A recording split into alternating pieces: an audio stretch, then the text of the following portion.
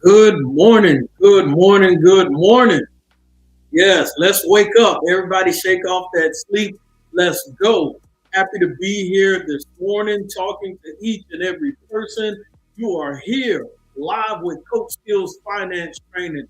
We have a lot to talk about today, ladies and gentlemen. So, as you wake up this morning, as you wipe the sleep out your eyes, as you are cleaning up whatever you're doing, you might be preparing breakfast right now. You might be preparing dinner. Whatever it is, I need you to turn me up a notch. Can you turn me up a notch? You know how we do. We get started real quick. Oh, yeah, I can hear myself loud and clear. Sound check is good. So, ladies and gentlemen, good morning. You know what to do at Coach Steele's Finance Training. You greet me. I'm Coach Steele. And of course, tell me good morning. Let me know how you're doing. I want to greet you back. You know, this is an open forum when I go live on Coach Steele's Finance Training. I am live on YouTube at Coach Steele's Finance Training, and I am live on Facebook. Regardless, make sure either platform you listen in on, make sure you subscribe to the YouTube channel. Ladies and gentlemen, today we are talking about how to increase your cash flow, creative ways to increase your cash flow. Everybody should love that conversation. Who doesn't want to increase their cash flow? And if you don't, then let's have a conversation about it. Let me increase your cash flow, and I keep the profits. All right. So good morning to you, Yvette Steele, my lovely wife, and good morning to you, Anitra, my sister. Happy to have each of you participating and tuning in on today. You already know, ladies and gentlemen, as you come into the room, make sure you greet me. And good morning to you, Mr. Tony Sherman. Happy to have you in the building today at Coach Steele's Finance Training. As everybody come on in the room, come on in the room. Make sure you share this live so other people can jump in. And I always tell you all, when we talk about financial literacy, when we talk about money, if you know people need help, hey, and they have financial problems, tag them in this. Or if they don't need help and don't have financial problems, tag them in this. So good morning to each and every person as you're tuning in on today. We're happy to have you in the building. Make sure you greet me so that we can properly say hello to you. And so if you have any questions on today, make sure you feel free to ask those questions. I got Miss Linda on our YouTube channel tuning in on today. She is telling me good morning, so happy to have you in on today, Miss L. All right, ladies and gentlemen, we are talking about increasing your cash flow today, your CF, increasing your cash flow. And so as you have lived your life, and many of you, my audience, are around 25 and up. Every once in a while, I might get a younger person that sneaks in there, but usually it's around 24, 25 ages and up. And we are international. We have people listening in from all over, ladies and gentlemen. And so this will be a good conversation today. Like I said, make sure you subscribe to the YouTube channel. And just to give you all a heads up, ladies and gentlemen, my boy, Obasi Peter from he is from Cameroon, but right now he's currently in Cyprus. So my boy Peter is listening in on today. Shout out to Peter. I'm excited for you, excited for the good news. You're working, taking care of things that you need to take care of. Awesome for you, and I'm happy for you and your family, and I'm glad that you're tuning in all the way from Cyprus by way of Cameroon. Ladies and gentlemen, Coach Steele's Finance Training is international, in case you didn't know. And of course, I have another individual from Cameroon tuning in on today as well. I saw them sneak on in, but they didn't say anything, so I'm not going to say anything. But happy for everybody tuning in on today as we talk about how to increase your cash flow. Well, the question is, what is cash flow?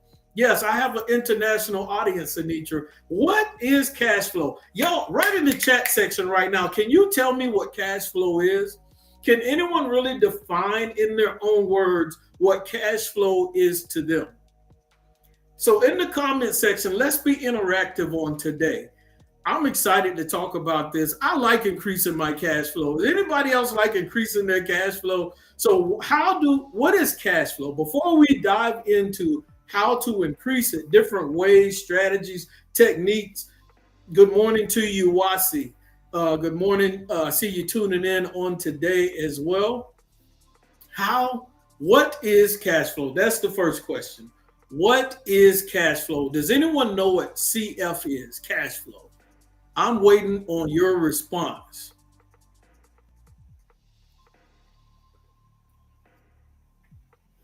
I need those Twitter fingers working right now. What is cash flow?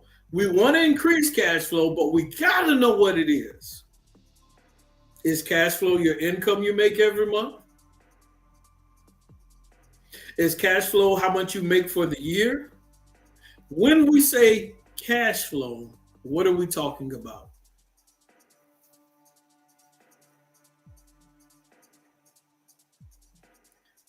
Mr. Tony Sherman says surplus funds after paying all bills for the month. I hate to say this, but Tony's pretty much right. That's a good definition of what cash flow is. I wanted to tell him he was wrong, but I can't.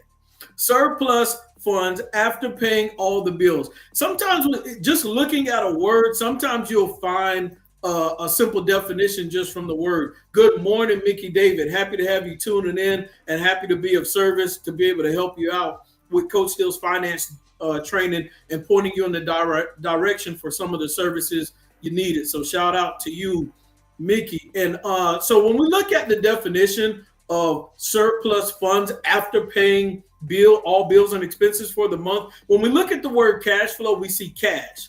So clearly when we talk about cash flow, we're definitely talking about currency. We're talking about money. So we're talking about cash and we're talking about the flow of it, the movement of it. Anything that has flow, it has some type of movement.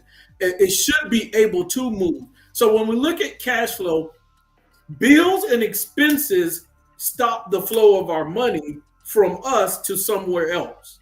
So keep that in mind. Bills and expenses stop the flow of our money and it goes to whatever other entity. So there is no flow in that, it stops. But if there is something left over after, let's say bills and expenses are this wall, if there's something left over after we pay all bills and expenses that can still flow, then those are those surplus funds that Mr. Sherman was talking about after we pay everything. So we're talking about money, income, funds after we pay bills, expenses, light, water, shelter, transportation, you name it, insurance. After we pay everything, what is left over at the end of the month? So we're talking about the money that's left over at the end of the month. How do we increase it? How do we have more money at the end of the month? Why is this important? Because about 70% of Americans are living paycheck to paycheck. So that means there's some people that aren't even living paycheck to paycheck, but they have more month than they have money. So this is very important. Why is this important as well? Because some of us aren't hurting financially, but if we can increase our cash flow, then we can pay off debt faster. If we can increase our cash flow, then we can invest more money into other assets. I talk about asset hopping in here. Good morning to you, Miss Vicky Floyd. Happy to have you. Mrs. Vicky Floyd. Happy to have you on this morning as well. We are talking about how do we increase our cash flow and some creative things we can do. And not only are we going to talk about some of the basic points to increase cash flow, but then we are also going to give examples of if we do increase our cash flow and we do decide to invest it. You all know I like going to the calculator to see if we do decide to invest the money, what are the pros and cons? What happens? Good morning to Pastor Takara Nicole, Life at the Well. So you all that love learning about scripture, love learning about God, you can always go to Pastor Takara Nicole's Facebook page and follow as well. She usually goes live on Tuesday evenings at 8 p.m. Eastern Standard Time Zone. She has a new book out called Get This Baby Out of Me. And if you did not catch the interview, ladies and gentlemen, go to my YouTube channel and scroll down and find that live interview I did with Pastor Takara Nicole about Get This Baby Out of Me. And you probably want to buy the book. So anyway, when we talk about cash flow, which Mr. Tony Sherman has done a beautiful job of defining. When we talk about it today, let's hit on some quick points on how to increase that cash flow. So, number one, I always tell you all about your budget. Know your budget. And don't get intimidated by the word budget. Please, don't be intimidated. A budget is basically knowing what you have coming in and what you have going out. Those are things you should want to know. You should just naturally want to know your business. It's your business. It's your income. It's your expenses. You should want to know those things, those numbers. If you're tuning in on today, make sure you share this live. Make sure you tag some people in it that might want to know about money, that love having the conversation about financial literacy, that may want to borrow money from you. So anyway, we should know our budget. And once you know your budget, it allows you to track your expenses. And so one of the things that can help you increase your cash flow, one of the keys is tracking your expenses. I got so many people on the live today. I got youth pastor Tasha Trotter tuning in on today. I got Pastor Takara Nicole tuning in on today. I got Elder Vicky Floyd tuning. Hopefully this don't turn into church, guys. But anyway, they're jumping in here, so anything could happen. So we're talking about expenses, right? Tracking your spending. Use budgeting apps. Now, I'm not saying you have to use a budgeting app, but let's say you aren't good at tracking your expenses. No excuse, ladies and gentlemen. Good morning to you, Mr. Timothy Scott. You can use a budgeting app. There's like There's a Rocket app out there that a lot of people like using, but the key is you need to track your expenses. I'm old school. To track my expenses, I will use a notepad. I will use an Excel sheet. Every once in a while, I might use an app, but for the most part, I'm old school. I will get on a piece of paper and write some stuff down, and I will get on my Excel sheets. I love using my Excel sheets to track my expenses as well. Good morning to you, Miss Beautiful Felicia Richardson. Happy to have you tuning in. And so good morning to you as well. And let's see here. Using budgeting apps to identify and cut unnecessary expenses. And so another person is testifying about Excel sheets. And so we got Vicky Floyd. She likes putting her information in the Excel sheet. I'm so happy on this one. Let me calm down. So once you do that and you can track your expenses, guys, you can negotiate your bills. And another cool thing, and this isn't about cash flow. This is about helping you be able to pay your bills strategically throughout the month. Some people have the front part of the month, your bills and expenses are front loaded. In other words, you got a lot of bills and expenses in the beginning of the month, but what you receive far as income can't handle that front loaded bills and expenses. So what some of you are going to have to do is talk to some of the service providers or people you need to pay. And some of them you need to shift towards the end of the month when you get paid again, so you're not paying things late. And of course, that is going to help you increase your cash flow. Why? Because when you are paying things late, sometimes there comes late fees with that. And late fees take away your cash flow, money that you could have left over at the end of the month.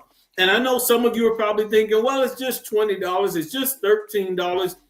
That money could go into gas. That money could go to feed someone in Cameroon or clothe someone. That money could be given to help someone else, or it can be given to help you eliminate debt or invest your money. So no more late fees. Type in the chat section if you're on YouTube, if you're on Facebook World, type in no more late fees. We're going to track our expenses, see what we have coming in and going out, so that we have the money to pay those bills on time. No more late fees. So if we eliminate late fees for the month, we immediately increase our cash flow.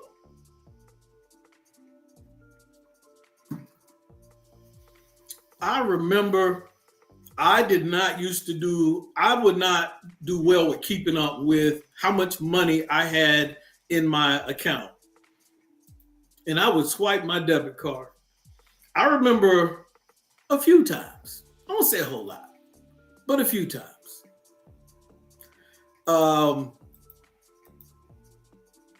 Sometimes I would overdraft. Like let's say it was $10 left in the account, but I spent $10.50.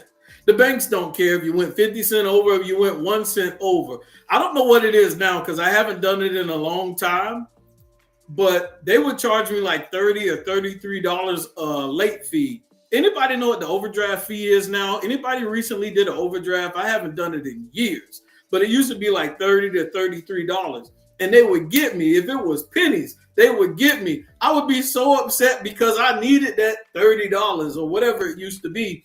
And so I will tell you this. If you have like one-off situations, back in the day, I could call them and I would say, hey, clearly a mistake. Can we get that removed? And they would remove it. Sometimes they'll fix it. But if you are a habitual overdrafter and you are constantly doing it, then they will not remove it. Don't ask me how I know. But anyway, that was back in the day. That's probably like 15, 20 years ago or something like that. So everybody is saying no more late fees. No more late fees. No more late fees. We're not doing it. No more late fees in 2025. No more late fees because we can take that money and we can use it for something else. We can invest it in ourselves. So we've all agreed that, right? We're tracking our expenses. We're negotiating our bills, making sure we have things come out at the right time. And of course, another important thing, now that the holidays are over, ladies and gentlemen, we are going to avoid or reduce impulse purchases. Ladies, and not to, pick on the ladies in the crowd today, but what we're going to do, we are going to avoid or reduce impulse purchases. And we're going to stick to a monthly budget plan. Not picking on the women, not saying that men don't do it, but ladies, can we agree in 2025 that we are not going to do impulse purchases? Now, I know you all said no more late fees, but can the ladies put in the comment section, no impulse purchases, no impulse shopping? Tony Sherman said in 2010, it was about $35. See, I told y'all it was like, for me, about 10, 15 years ago. Yeah, it was around like $30, $33 back then. Good morning to my Uncle Craig. Happy to have you tuning in on today. Now, I see Felicia put her hands up, but I don't think she said it. I don't think she quite said it. But yes, we want to, what Yvette put here, avoid or reduce impulse purchases. And so you can be strategic. Ladies, I'm not saying not to buy things, but what we're doing, okay, let me set it up for y'all, right? All right, because the ladies in their feelings, they don't want to type it in the chat. All right.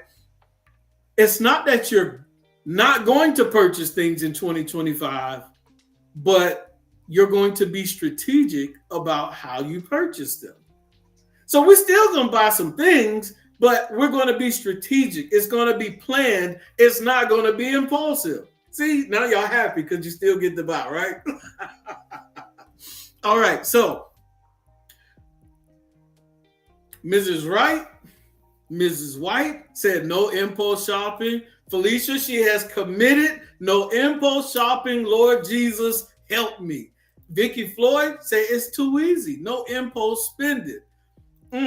Let's see what Miss Shirley said. She said work on not doing impulse spending, smiley face. That was a little suspect to me. I don't feel like Miss Frazier has given me a full commitment. She said work on. She didn't say no. All right. But anyway, we're gonna keep it moving. We got Youth Pastor Trotter, no impulse purchases. We got Miss L, Miss Linda, my friend from a long time ago. Nobody, no impulse shopping. All right, so as we're tuning in on today, and we got Miss Linda, she's live on the YouTube channel. Some of you are on Facebook, some of you are on YouTube, and I love all of my family that's tuning in. Shout out to Miss Shauna Johnson tuning in on this morning. Usually she's tuned in with her husband, and so good morning to both of you, John, on this morning as well. All right, so now let's go a little bit further. Another way to increase your cash flow, ladies and gentlemen, is to, and a lot of people don't like this. I do have one client that took my advice, and she was telling me like 2 months ago how much success she was having from this advice. But it's simple: increase your income. If you increase your income and you don't add other expenses, then you can increase your cash flow. You can increase that CF. And what I'm saying is this, guys. Sometimes to increase your income, it doesn't take a whole lot. It's not like you have to go get a whole nother job and do a whole nother 40 hours. Sometimes it's taking on side gigs, whether it's freelancing, it might be tutoring. It might be, I'm not saying that you always got to, you could go wash cars. You could wash boats. You could rake leaves or cut grass. I'm not saying you got to go wipe windows and things like that. But there are some creative things. Sometimes it might be getting with some family members and saying, I'm doing a date night for all the couples. I'm going to watch the kids. Y'all pay me a certain amount. You have from 6 o'clock to 9 o'clock. I need you to be back by 9:30. Whatever it is. Date night, movie night, babysit the kids. You made maybe $200-300. Boom, knock out a credit card. That might make you want to do it again the next month. So finding creative ways to make extra money, creating income. It may be, once again, one client I had, she took the advice. She was actually listening to the YouTube channel, and I said, just go get a part-time job and work it for a month or two. Get rid of those credit cards. You pay them off. Now you no longer have to pay money to service those loans, that debt, and now you increased your cash flow. She did that, went to her old job, worked some hours, and she knocked out her credit cards. So sometimes we don't have to overthink this, and you have to remember it is temporary. Increasing your income to increase cash flow, to also eliminate debt, sometimes it's temporary. It's not that you have to go back to work forever. I'm just doing this to hit this goal, to hit this point. So we got Nikki Severado said no more late fees. And yes, that next step is to increase our income. That's what we want to do. So what are some things you can do to increase your income? Another thing you can do, and y'all can write this in the comment section. If you've ever had to increase your income, what are some things you've done to do that? What are some creative things you've done in the past to increase your income or to make some extra money? Should I say legally? Legally, yeah, because I don't know statutes or limitations on my audience. So what are some things that you've done legally to increase your income? Okay, we got Miss Shauna Johnson saying, find a hobby and make it work. And don't overcharge. Those who believe in you will support the vision, whether it's short term or long term. That's one thing you can do. Some of the things that we love to do that are hobbies, some people will pay us for those services and different things like that. So that's one thing that you can do. Does anybody have any other examples of ways they have increased their income? You can start a job. You can do a small business. Oh, here's a great example right here. Here is a great example. Felicia Richardson says, I sold dinner plates and cake jars. And it was just holiday season. So you had November, December, January, all of these holidays and different things going on. Look at y'all ladies, y'all doing it. Y'all killing it. Y'all have great examples on how to make some extra money. That is so convenient because a lot of people don't want to cook, especially during the holidays. So you can definitely make some money, not even just during the holidays, but anytime. And so we got Tasha Trotter saying doing hair, braiding, sew-ins. Yeah, somebody got to twist these things. So that's another way to make some extra money, guys. uh, off to the side. It's not, some people are gifted to be able to do hair. And so, you can provide a service to someone, something that people need, and they will pay you. And so you have to really maximize your gifts, skills, and talents that you have. All right, we have another one. Here's a different uh, dynamic from a different approach. Tony Sherman says raise rent on rental property because of increase in property taxes. So in that example, if you're a homeowner, if you're a landlord and the county and the city increase your property taxes, then it takes away from your cash flow that you were making, the profits on that investment property. But if he raises the rent, then he can increase his cash flow. So as a business owner, as an investor, if you raise the cost on your goods, services that you provide, you can increase your cash flow. So that's another great example right there.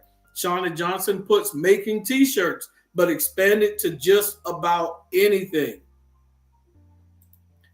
That's and then we got Miss White. She is actually in my notes. That's one of the suggestions: selling unneeded items. Anybody old enough here in the comment section that can remember yard sales? Remember yard sales? Your mom will wake you up at like 6:30 in the morning, and you riding around to these different random people houses trying to find deals at yard sales.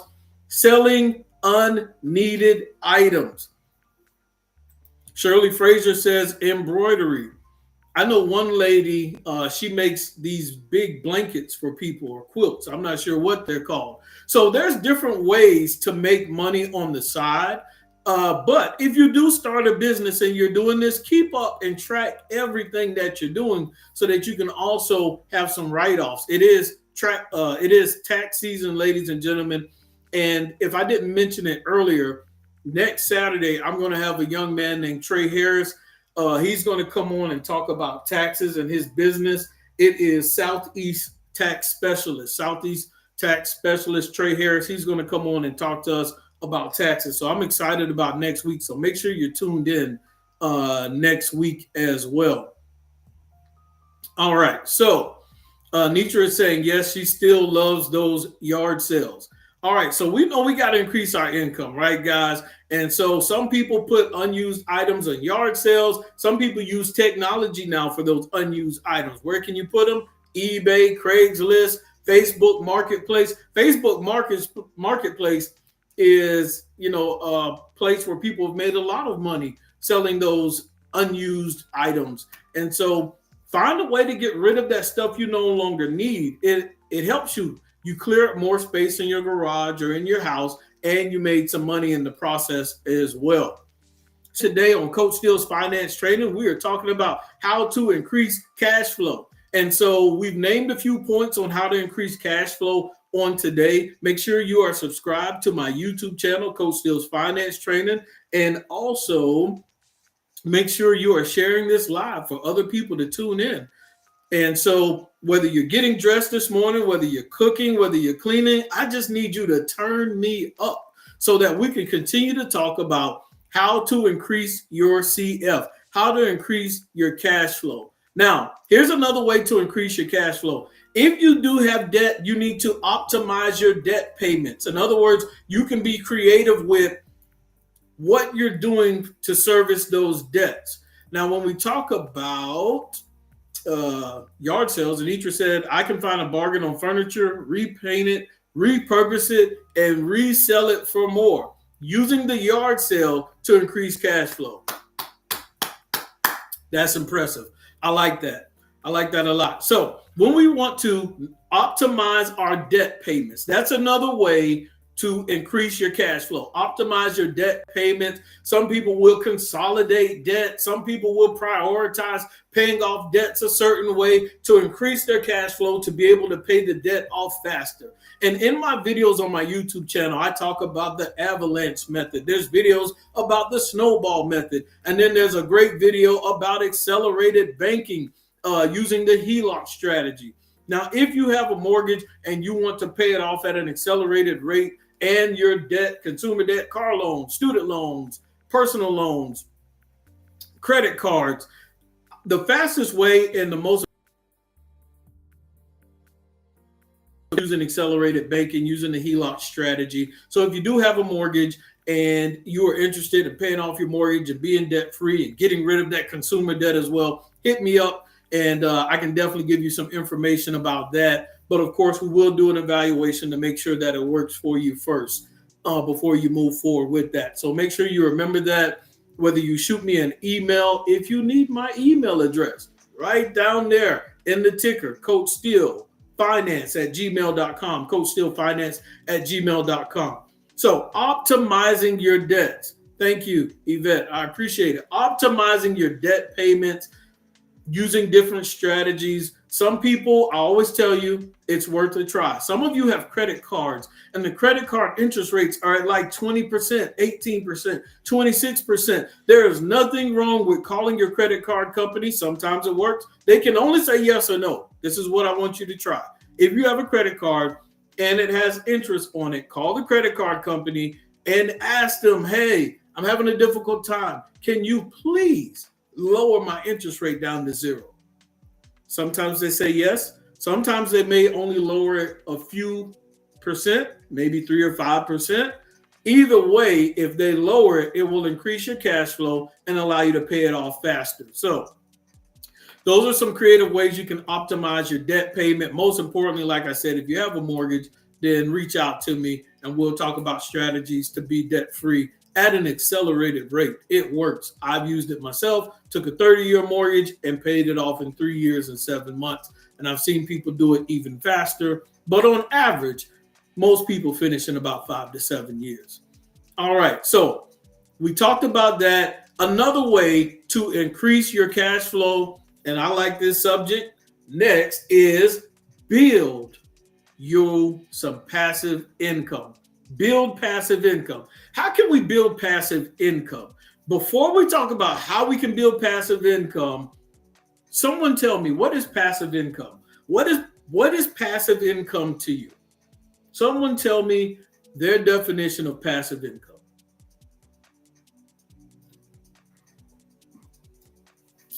I appreciate everyone tuning in. Right now, we are answering the question, what is passive income? Because you have active income and you have passive income. So I need to know, what is passive income? Appreciate you tuning in today. Make sure as you are tuning in, if you can, share this live, tag some other people in here so that they can tune in to some conversations about financial literacy and increasing your cash flow. And when we increase that cash flow, we have to know what to do with it, right? So we're talking about what is passive income. We know that if we build our passive income, we can increase our cash flow, but we need to know what is passive income. So someone in the comment section, tell me your definition of passive income.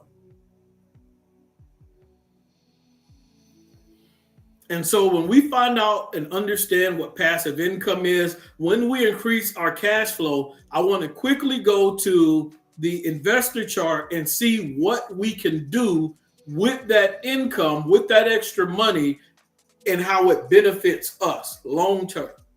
Because we don't want to just build we don't want to just build cash flow and not maximize it and not use it. So as we get here in the next, I would say 4 to 5 minutes, we're going to talk about what we can do with that cash flow. Now, Mrs. Wright said, income gained with minimal work. That's a part of it. That's a part of it. Does anybody else have a definition of passive income? Because you got to think about this, right? Mrs. Wright, there were times when I was in the military and as a NCO, as a sergeant, I really didn't do anything at work. I might have just been chilling and the soldiers might have been doing the work. I was just instructing, didn't have anything to do, but I was actively at work in a 9 to 5 in the Army. So I was active. It wasn't passive. So, and it didn't require me to do as much work. So it can't just be solely that, but that can be a benefit or quality of passive income. Mr. Timothy Scott says extra income you make from investment. I can get with that. Does anybody else have another definition of passive income? Or if you can't think of a definition, you can give me an example.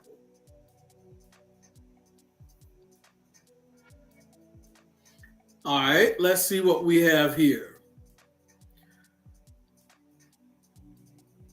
I kind of like Timothy Scott's definition. Extra income you make from investments. You make an investment and you make extra money. You weren't physically there at a 9 to 5 having to do any manual labor or clocking in. Shirley Fraser said, what we talked about earlier, outside traditional job / retirement income. Tony Sherman says income you make every month regularly. No, because Tony, if someone works a 9 to 5, that's income they make every month regularly, but they have to physically be there. So that's still active income. So it can't be solely, that is the definition.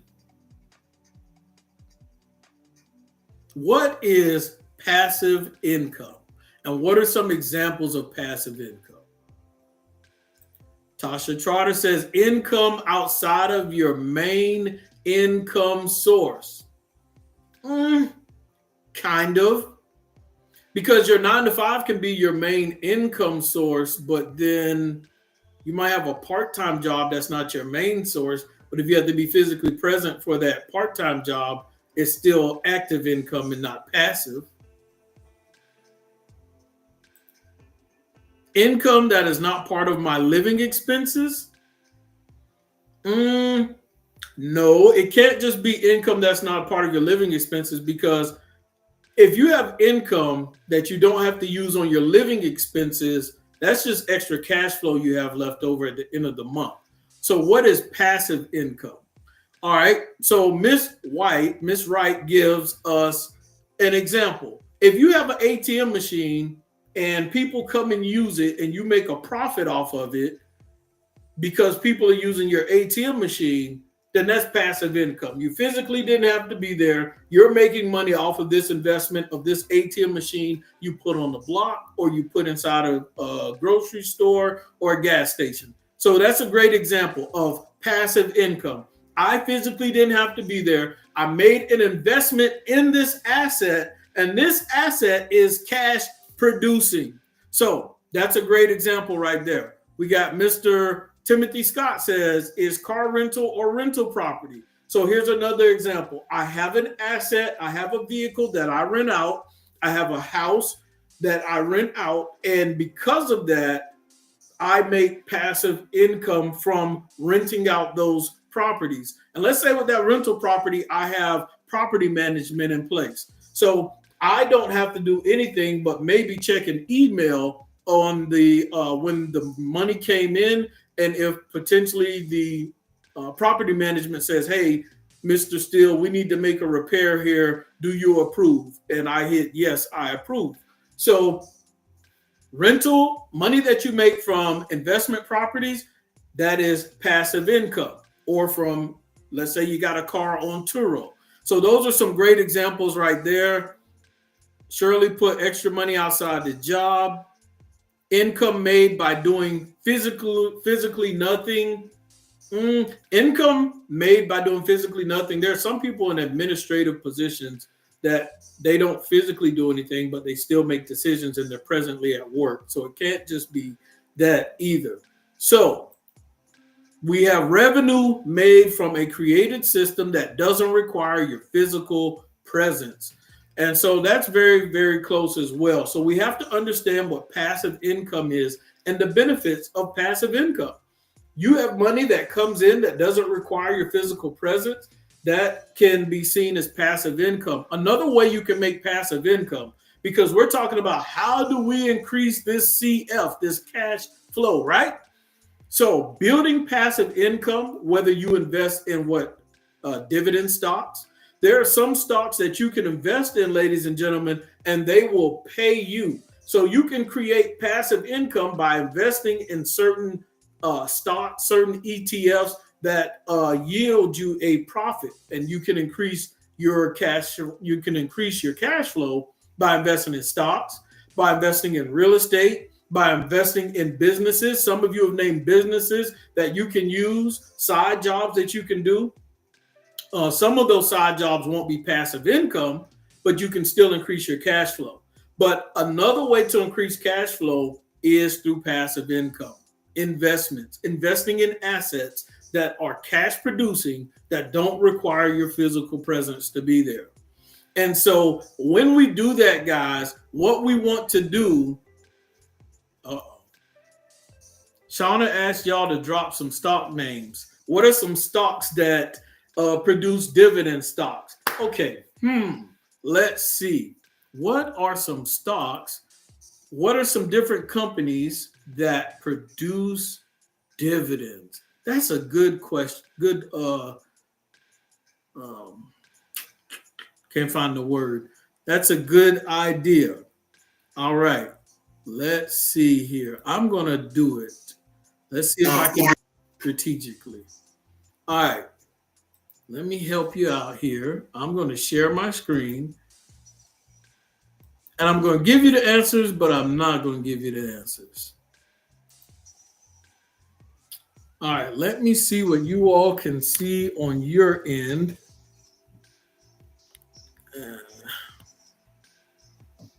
And then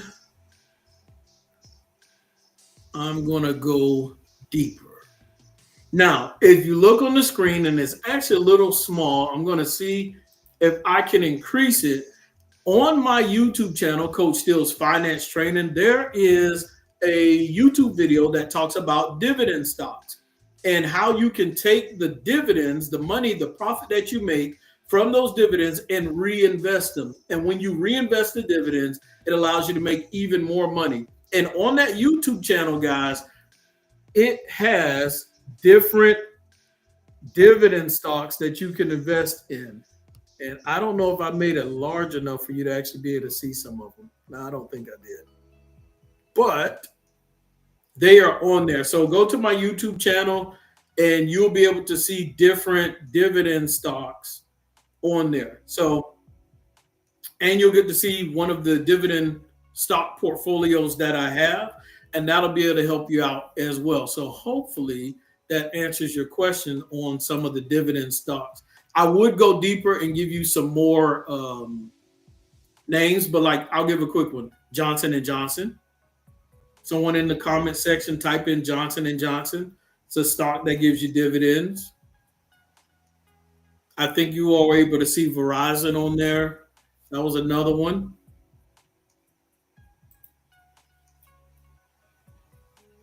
But I will tell you this. Amazon does dividends as well, of course, another good company. But I am not telling you what to invest in or what not to invest in. So always do your own research, ladies and gentlemen, and figure out what works best for you. Because I do not tell people where to invest their money. But Johnson & Johnson, Amazon does dividends, and there's a few other ones. But you can go on my YouTube channel, watch that video, and it probably has 15 to 20 different companies in there that give me dividends. And there's a few videos on there. All right. Let's see. Let me stop sharing that. All right. So we got stocks, real estate, and certain businesses that generate passive income, which will increase your cash flow, right? All right. So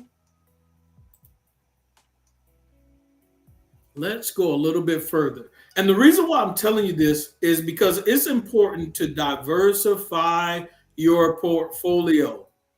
In the comment section, write diversify, diversification. Now, I don't know if everybody, don't want to insult anybody's intelligence. Diversification is a big word. So if you want to just keep it simple, you can write diversify.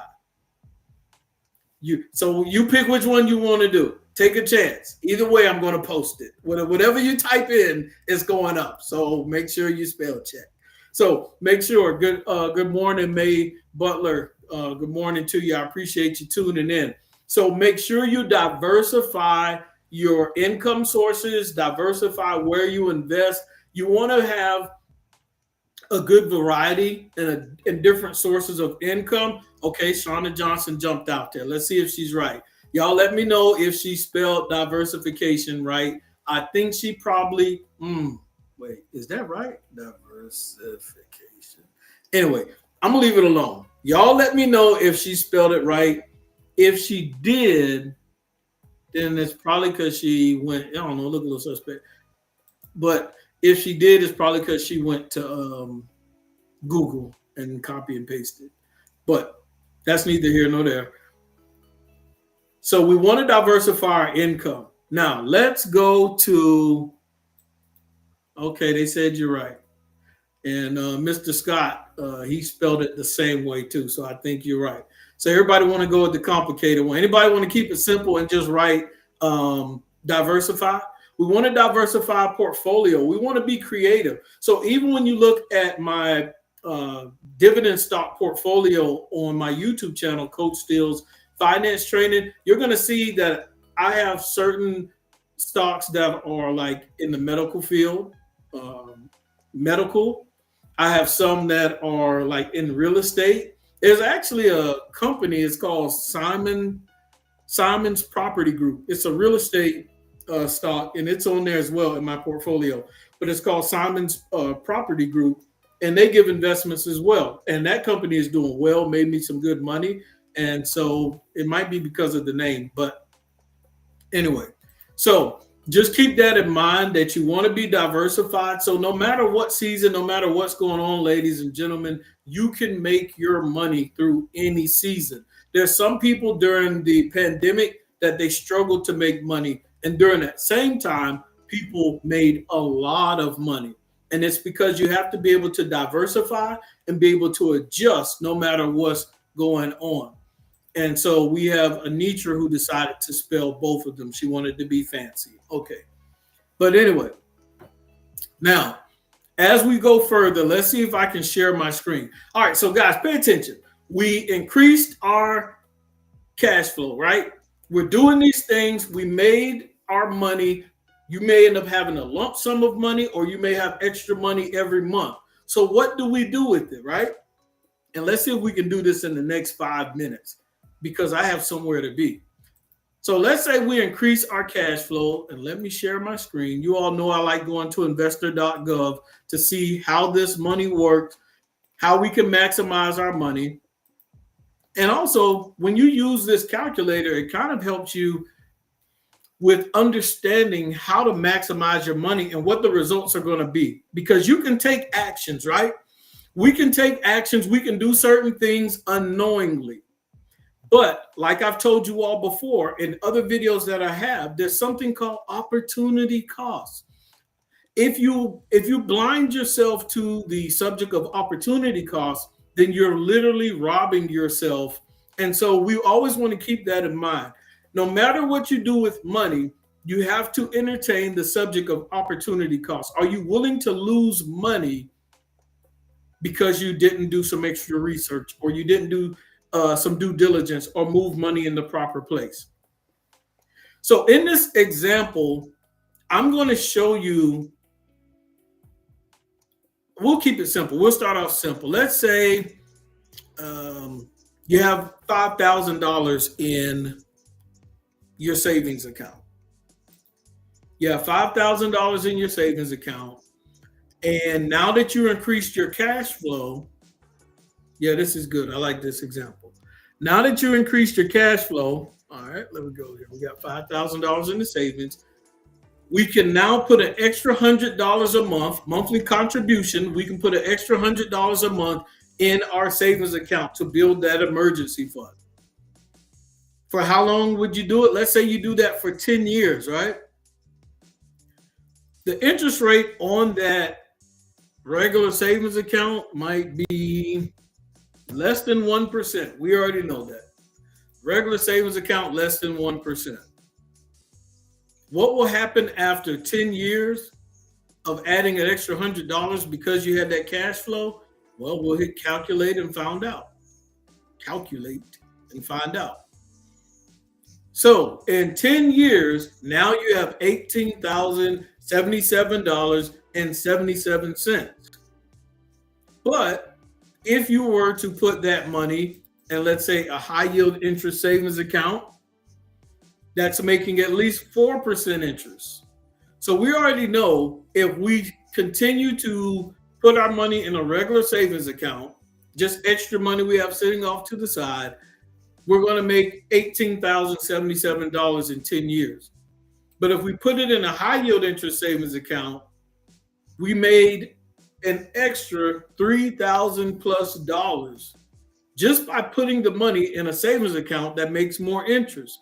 If you need a high yield interest savings account, I have it in my description box on YouTube and on Facebook. You click on that high yield interest savings account, and it's pretty simple, guys. Once you set up a high yield interest savings account, if you deposit $50 within, if they still have that same special going, $50 within the first 14 days, they'll give you an extra $25. But anyway, that's just a small example of opportunity cost. You miss out on thousands of dollars when you do not park your cash flow in the right place. Am I saying that you should take all your cash flow and put it in a high yield interest savings account? No, I wouldn't tell you to do that. You all know that I believe you should have an emergency fund, but it doesn't have to be a big one. I don't believe in stacking up money forever and forever in just checking a savings account. But I will tell you this. You can always take your money and you can decide to invest it into stocks. You can invest it into real estate. I tell everyone to do both. Some people are stock heavy. Some people are real estate heavy. Let me tell you a secret. I like investing in real estate because I can create an asset. You know, when you build up a real estate portfolio, whether it's an IRA, whether you're investing in an ETF, exchange traded fund, whether you're investing in your 401k, the time spent pouring all of that money into a retirement account, I can spend less money putting it into real estate and build a similar amount of money or equity into a real estate property. So hopefully that makes sense. I like real estate because I don't have to contribute as much money and I can still build the same portfolio. I can still make the same similar amount of long-term equity or size of that asset. And I'll give an example. Hopefully this makes sense. Let's say someone has $20,000 in their retirement account. And remember, when I show you this, I say invest in the stock market and in real estate. I'm not saying not to invest in real estate. I mean, in the stock market. It's a good idea to do long-term dollar cost averaging into the market. Now, if you have $20,000 in your retirement account, and let's say we'll use 10 years again. For the next 10 years, you put in, let's say, hold on, let me switch this. You got $20,000 in your retirement account.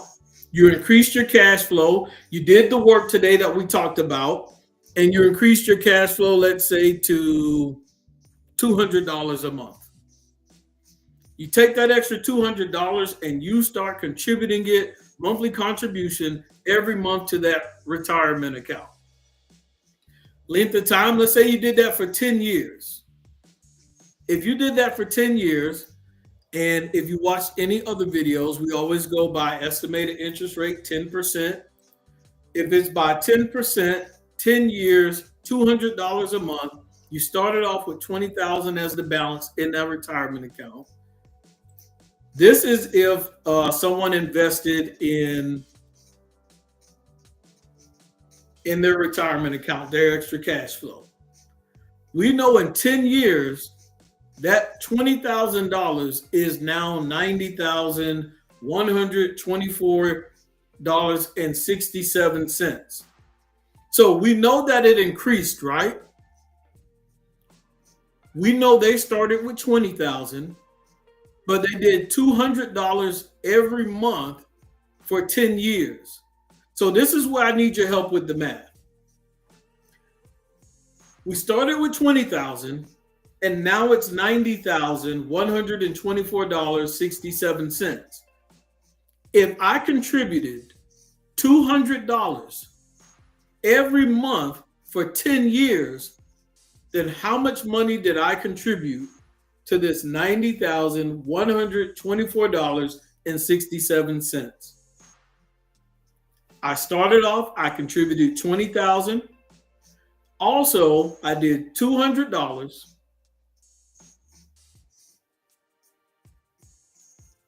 every month for 10 years. So let's just do that part. $200 every month for 10 years. How much money is that? 200 times 12 times 10. How much is that?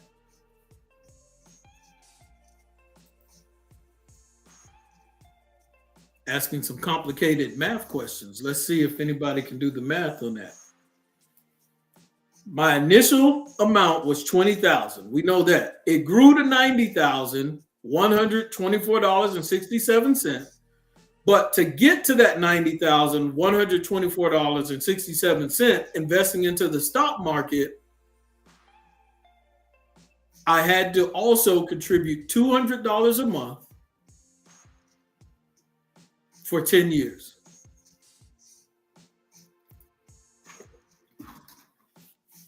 We're talking about increasing your cash flow, but once we increase the cash flow, it allows us to reinvest.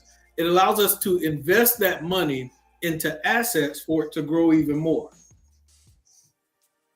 Does anybody have the answer? $200 times 12 months times 10 years.